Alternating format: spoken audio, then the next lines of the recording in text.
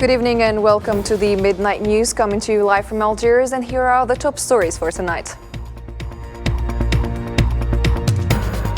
8 massacres have been committed once again in the Gaza Strip during the past 24 hours, claiming the lives of 76 people and wounded 102 others.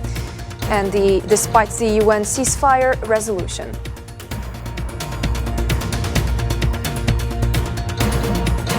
Coming up next, the United Nations Special Rapporteur on the occupied Palestinian territories said she had been subjected to attacks and threats amid investigation into Israeli crimes in the Gaza Strip.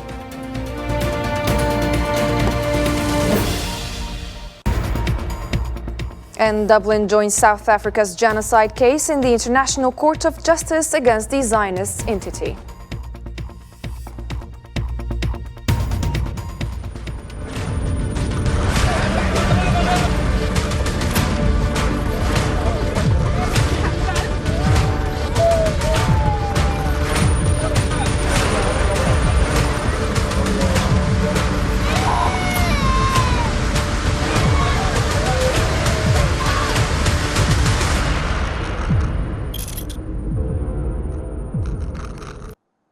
Welcome again to the program. As you followed in our top stories, the Palestinian health authorities in Gaza said Wednesday that the Zionist occupation committed 8 massacres in the Gaza Strip during the past 24 hours, claiming the lives of 76 people and wounding 102 others, noting that thousands of martyrs are still under the rubble and on the roads, as the occupation prevents ambulance and civil defense crews from reaching them. The same source added that 32,490 Palestinians were martyred and 74,787 others were injured as a result of the ongoing Zionist aggression on the Gaza Strip since the beginning of the war on October 7. This is in spite of the Security Council's decision for an immediate ceasefire.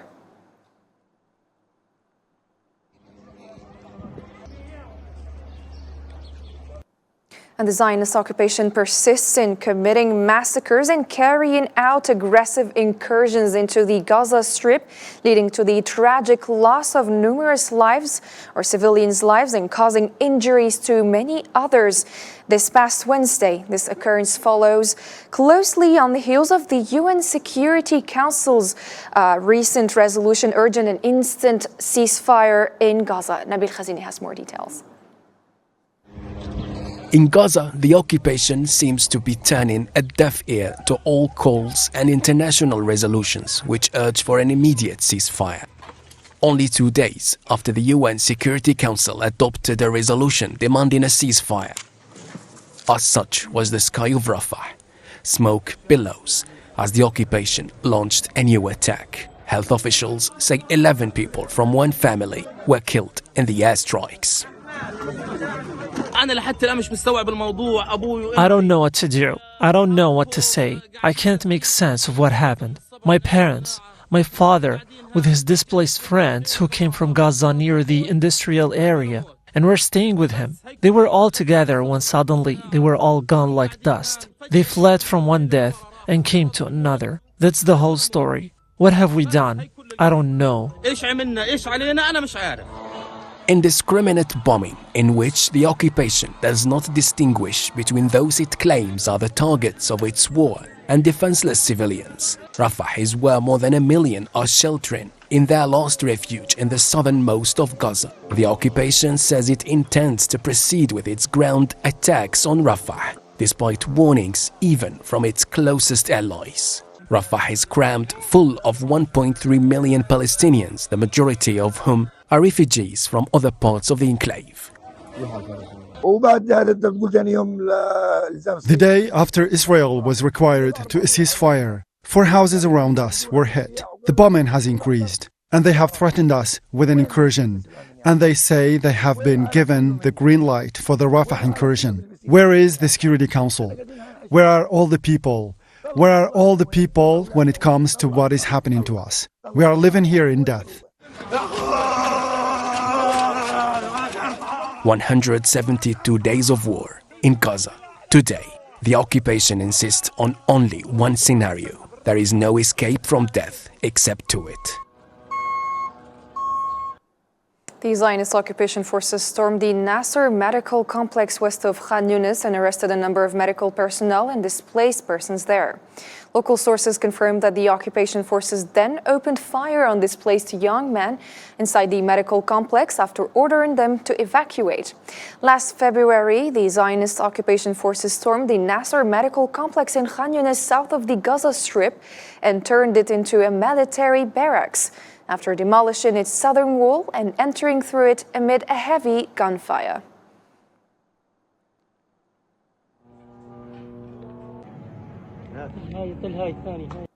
Francesca Albanese, the United Nations Special Rapporteur on Human Rights in the Palestinian territories, has urged the nations worldwide to impose sanctions on Israel and halt weapon exports to the country. Albanese cited extensive evidence of alleged genocide crimes committed by Israel in the Gaza Strip. Speaking at a symposium in Geneva alongside the Human Rights Council, Albanese highlighted a pattern of violations spanning decades, including allegations of apartheid, urgent action to safeguard Palestinian lives. One of the key findings is that Israel's executive and military leadership and soldiers have intentionally distorted jus in bello principles, subverted their protection functions in an attempt to legitimize genocidal violence against the Palestinian people. The only reasonable inference that can be drawn from the unveiling of this policy is an Israeli state policy of genocidal violence toward the Palestinian people in Gaza.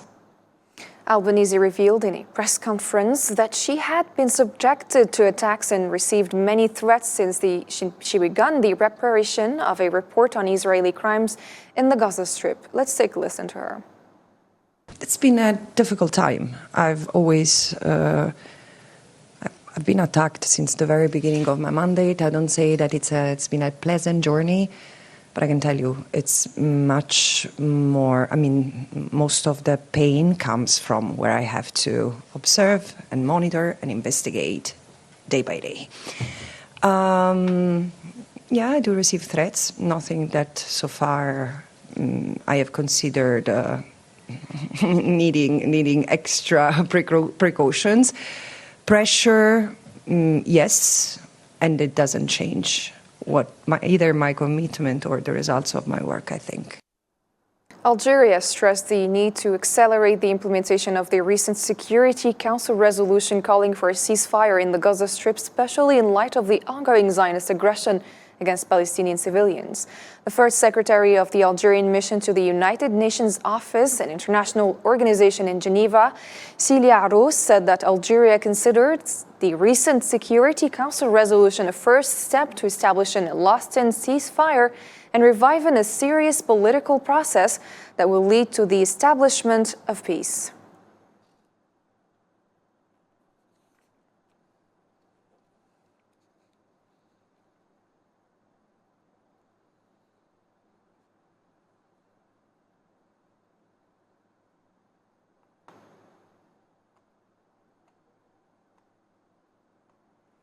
And moving on to the next piece of news, British daily newspaper The Guardian said UK parliamentary pressure is building on the UK government to ban arms sales to the occupying authority in Gaza.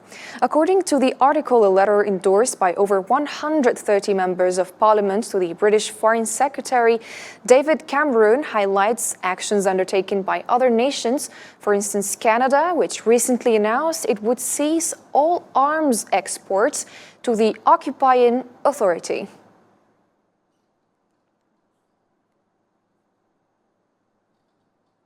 In the strongest signal to date of Dublin's concern about the Zionist genocidal war against Gaza, Ireland said on Wednesday it would intervene in South Africa's genocide case against the Zionist entity.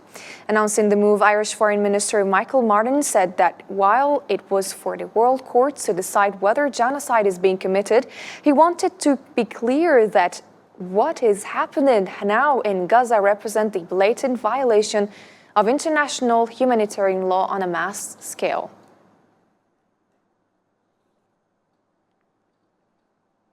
U.S. Secretary of Defense Lloyd Austin said that protecting Palestinian civilians is a moral and strategic necessity. In his speech during a meeting with his Israeli counterpart, Yoav Gallant, in Washington, Austin stressed that the humanitarian catastrophe in the besieged Gaza Strip is worsening, especially with the rising number of victims and the declining volume of humanitarian aid.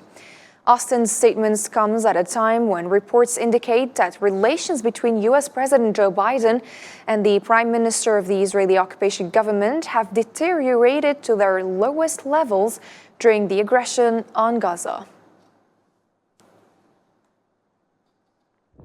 In Gaza today, the number of civilian casualties is far too high, and the amount of humanitarian aid is far too low. Gaza is suffering a humanitarian catastrophe, and the situation is getting even worse.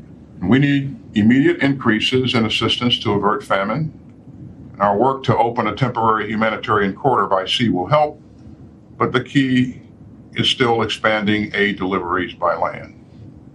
So, Mr. Minister, I look forward to discussing how we can dramatically and urgently ease the humanitarian crisis in Gaza. And we go back to our piece of news that we talked about earlier. Arus called for the need to expedite the opening of crossings to ensure the funneling of humanitarian aid, calling on the countries that froze their contributions to the UNRWA to retract from their decision in order to enable the agency to perform its tasks and alleviate the sufferings on the Palestinians. Let's take a listen. To reduce the disastrous consequences of the Israeli aggression on the daily life of Palestinians, Algeria insists once again on accelerating the opening of humanitarian corridors to ensure the funneling of humanitarian aid and the basic services for the refugees and displaced people in coordination with the UNRWA. In this respect, Algeria reiterates its call on the countries which froze their contribution to this agency to reverse their decision in order to provide the necessary means to alleviate the suffering of the Palestinian people and heal their wounds.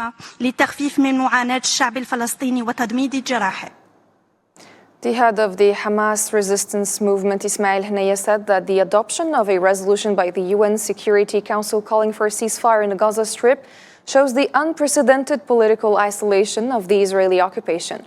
Following a meeting in Tehran with Iranian Foreign Minister Hossein Amir Abdullahian, Haniyeh stressed that this adopted resolution shows that the United States of America is unable to impose its will on the international community, adding that the occupation has failed to achieve its political and military goals through its aggression against the Gaza Strip. القرار الذي صدر عن مجلس الأمن The decision issued by the Security Council, even if it came late, and even if there are some gaps that need to be filled. However, the resolution in itself indicates that the Israeli occupation lives in unprecedented political isolation since the occupation of Palestine, and that the United States of America is unable to impose its will on the international community. على أن تفرض إرادتها على الأسرة الدولية. Head of Hamas abroad, Khalid Mash'al, affirmed the movement's stance in negotiations emphasizing cessation of aggression and withdrawal from Gaza, facilitating the return of displaced individuals, particularly in northern Gaza Strip, providing essential relief, shelter, and aiding in reconstruction, alongside ending the siege. Speaking at an event in Jordan, Mash'al reiterated that Hamas will not release its prisoners until these objectives are met, underscoring the movement's unwavering commitment to negotiations akin to its resilience in the field.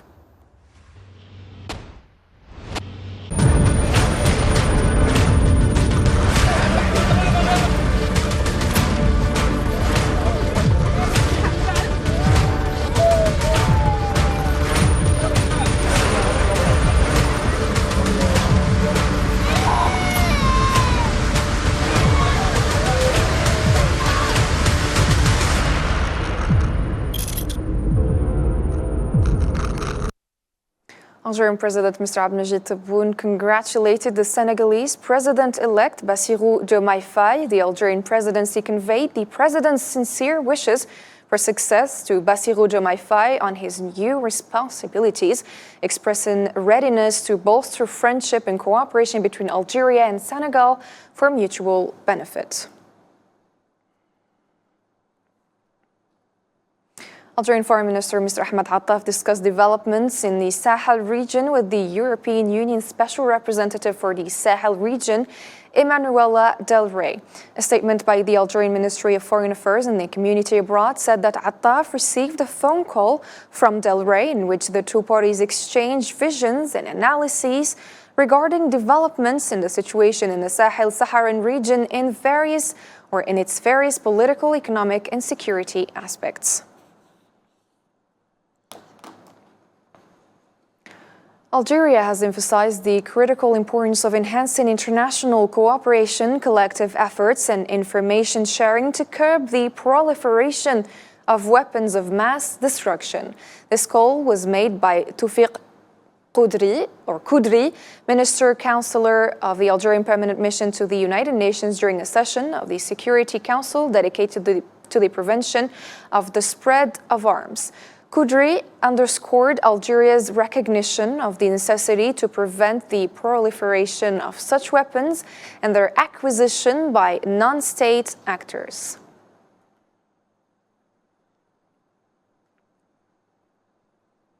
Algerian Bahja Lamali was appointed Ambassador for Peace and Security in the African Parliament with immediate effect. The chairman of the African Parliament, Chief Fortune, said after appointing Ms. Lamali on the sidelines of the special session of the African Parliament in South African city of Midrand that she struggles for peace and has an unwavering passion for resolving conflicts, hoping that she will use her position to call for peace and respect for regional sovereignty and safety in Africa in general and in the Middle East in particular. The Algerian diplomatic experience has managed to occupy high-ranking positions with an international dimension in less than 2 years within the Pan-African Parliament, such as the presidency of the North Africa Geopolitical Group, presidency of the largest economic commission, namely the Commission for Transport, Energy, Industry, Communication, Science and Technology, and today the position of International Ambassador for Peace and Security in Africa. My appointment in this important position is due to Algeria's status in the international arena, due to its political and diplomatic experience that came following joint action and efficient coordination between the Algerian embassy and the two chambers, namely the Parliament and the Senate. The Sudanese military has appealed to civilians to steer clear of combat zones, underscoring its commitment to safeguarding citizens. This plea comes amid ongoing battles between the army and the rapid support forces in Khartoum and Al-Fashir, north of Darfur. Hussam Barkan has more details. As the conflict in Sudan nears its first anniversary, clashes between the army and the rapid support forces have intensified in Darman and North Kordofan. Concurrently, both sides have mobilized their forces to the Jazeera Governorate in the country's center. The army recently announced the recapture of several areas in Darman from the rapid support forces, further consolidating its control, including over the radio and television headquarters in Old Darman. In response to the escalating violence, the army has advised civilians to steer clear of areas where the rapid support forces are concentrated, accusing them of using civilians as human shields. The army reaffirmed its commitment to minimizing harm to civilians, in line with international targeting standards.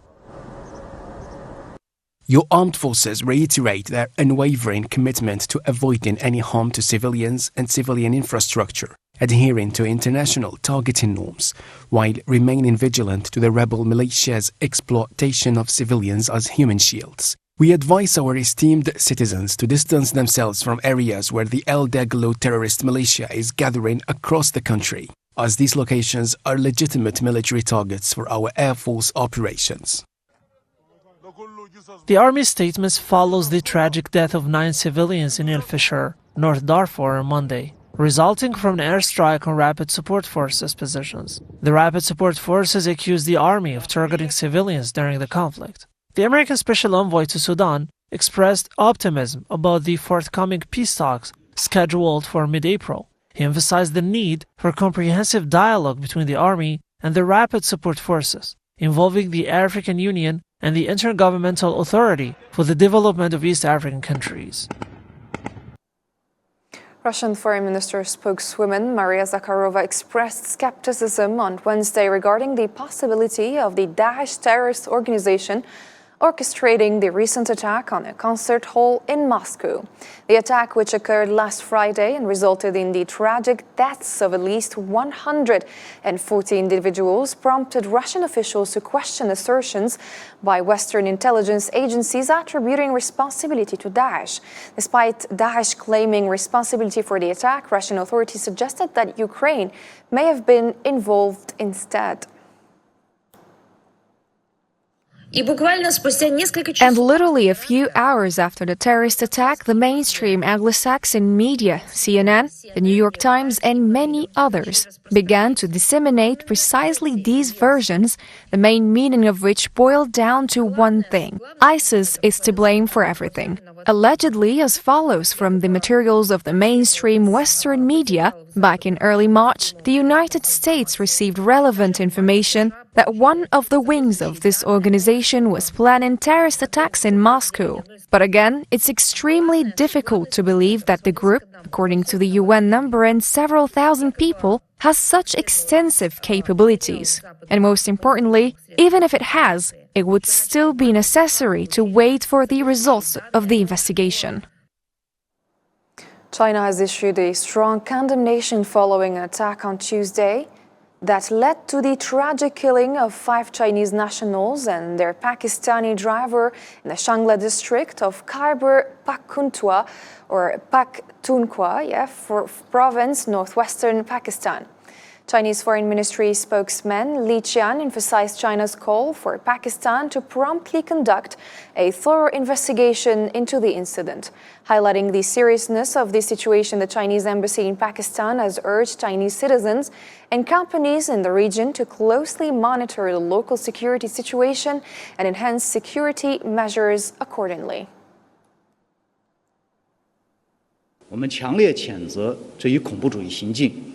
We strongly condemn this terrorist act, express deep condolences to the victims, and sincere empathy to the bereaved families. China has made its solemn position on this incident clear. After the incident, the Foreign Ministry and the Chinese Embassy in Pakistan immediately launched an emergency response mechanisms and quickly carried out emergency response work. In Beijing and Islamabad, we have been in close contact with Pakistan, asking Pakistan to expedite the urgent need to severely punish the perpetrators, comfort the deceased, and take effective measures to ensure the safety of Chinese personnel in Pakistan, to ensure the safety of Chinese personnel's lives in Pakistan. And for more international news, let's follow this report by Mohammed Khatil. Officers of the Maryland Transport Authority Police Dispatch and Response can be heard stopping traffic and inquiring about crew members working on the bridge before it collapsed on Tuesday in an audio recording released on the day. The Francis Scott Key Bridge in Baltimore, Maryland, collapsed at 1:30 a.m. local time after a container ship named the Dolly struck a pylon of the bridge, crumpling almost the entire structure into the water. The collapse had left 6 workers missing, who are now presumed dead. Puerto Rico declared a public health emergency on Wednesday following a significant increase in the number of dengue cases on the island. Dengue infections are common in Puerto Rico, but are not expected until the rainy season begins in summer. Historically, most cases of dengue occur between August and December. This year, however, the number of cases has increased in a season when it is not usually seen. Since the beginning of the year, 549 cases have been recorded in the island, and about 62% of those infected have had to be hospitalized. Authorities on the island have carried out numerous spraying operations to mitigate the number of mosquitoes.